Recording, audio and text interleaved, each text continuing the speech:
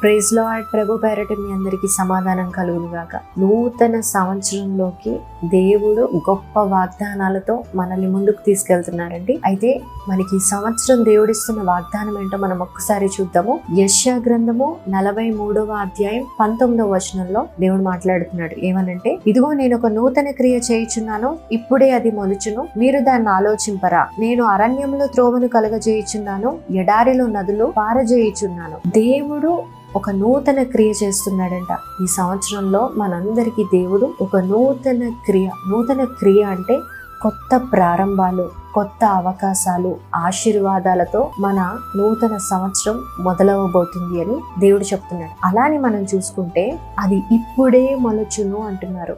కొన్ని పనులు చూడటానికి చిన్నగా ఉంటాయి, దేవుడు వాటిని మహావృక్షముగా చేయబోతున్నాడంట. అలానే ఆయన ఇంకోటి ఏమంటున్నారో చూసుకుంటే, దాన్ని మీరు ఆలోచింపరా. దేవుడు మిమ్మల్ని విశ్వాసముతో చూడమని పిలుపునిస్తున్నాడు. అలానే నేను అరణ్యములో త్రోవను కలగజేస్తున్నాను, ఎడారిలో నదులు పారజేయుచున్నాను. అరణ్యములో త్రోవ, అసలు దారే లేదా మీకు? దేవుడు మీకు మహాద్వారాలు తెరవబోతున్నాడు. ఈ సంవత్సరంలో అరణ్యం అనే రోదన్ని దేవుడు మూసివేసి అక్కడ మీకు ఒక మహాద్వారాన్ని తెరవబోతున్నాడంట.